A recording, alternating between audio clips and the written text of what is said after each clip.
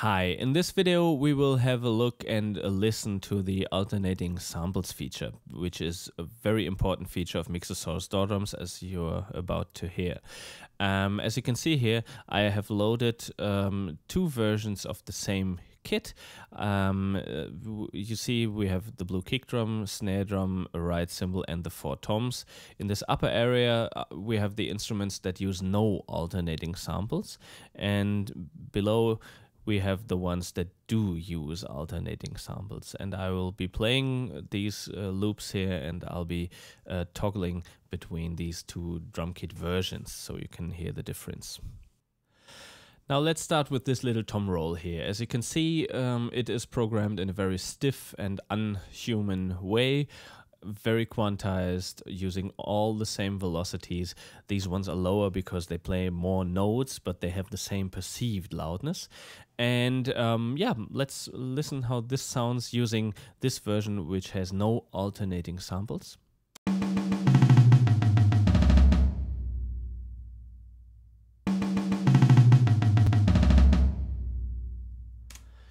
Okay, it's quite obvious this sounds horrible. Now, what one would immediately say is, hey, this is stupidly programmed. I would use velocity variations here. I would change the dynamics to have it sound more human, more realistic.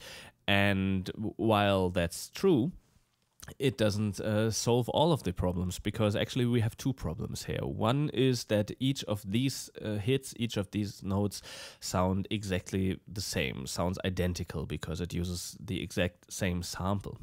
And this, of course, you could avoid by using velocity variations here. But the second problem you would not address by that, because the second problem is that each bar, each loop sounds exactly the same. So even if you would use velocity variations here, this would not solve problem 2, and this is where the alternating samples can help. Okay, so let's hear this again.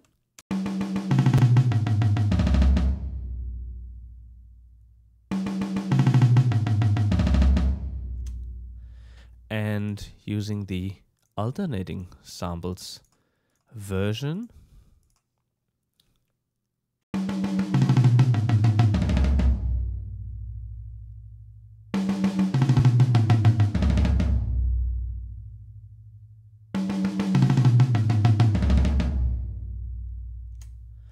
and let's hear how this sounds if we play it very slowly.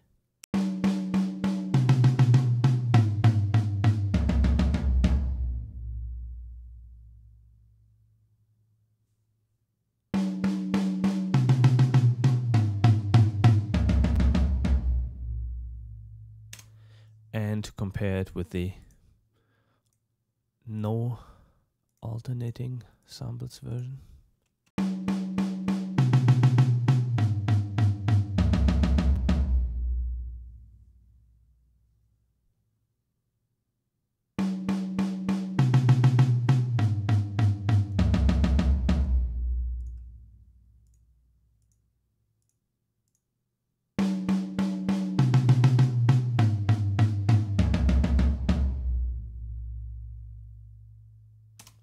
So this feature, the alternating samples feature, helps a lot to create realism, and it actually helps you because you don't have to program so many variations into the MIDI. You can, as you have heard here, although it sounds quite stiff, it has some kind of human touch to it, even though we did not use any velocity variations here yet. Now you can imagine if we would do so now, then this would gain a lot of realism. Okay, but now let's have a look at a groove. And again, I'm using a very stiff programming here, all the same velocity, the same articulation, and let's listen how this sounds.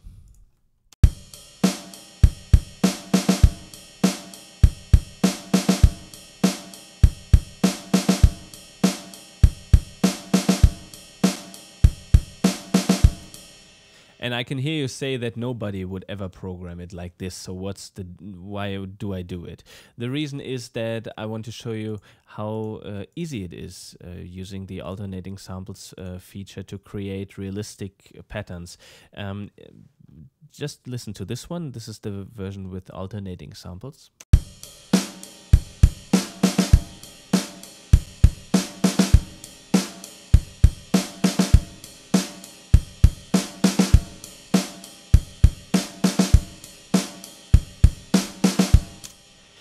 And I'm sure you agree that this sounds quite different. Now, of course, still this would not be the end. You would add variations here.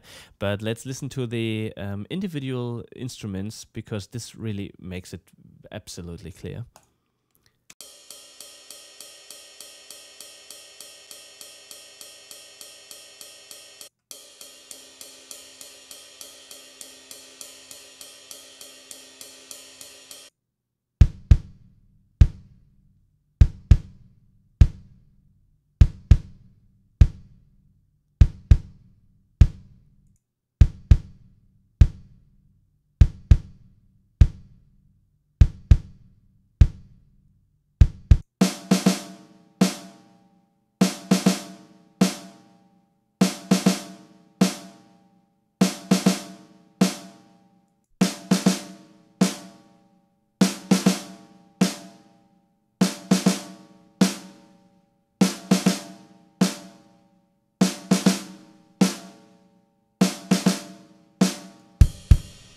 Okay, but now, okay, I agree. Let's go to a more real-world scenario.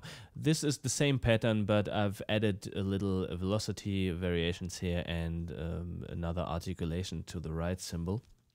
But as you will hear, this still is not where one would want to be if we'd use static samples, because then we get back to problem number 2, the annoying repetitions of identical bars.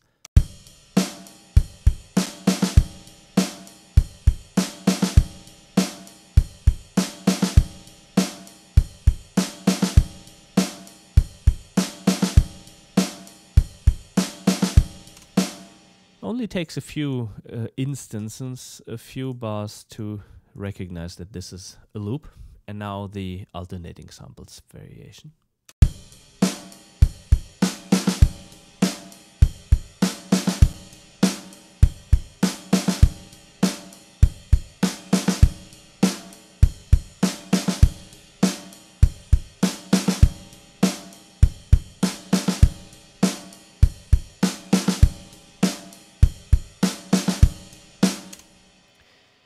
Quite a difference.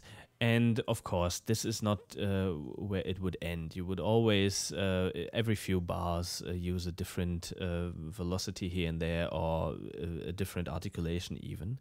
But as you can see here, it's very easy to really copy things and still have them sound differently.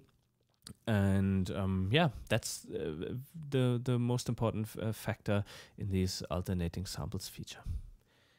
And now I'm going to play you one of the very first demos I did. And this is a very simple groove, even more basic than this one. And it uses 3 alternating samples. And you can best hear it in the snare drum ring and in the open hi-hat at the end of the bar. It's a 1-bar loop, always the exact same MIDI data. Bye-bye.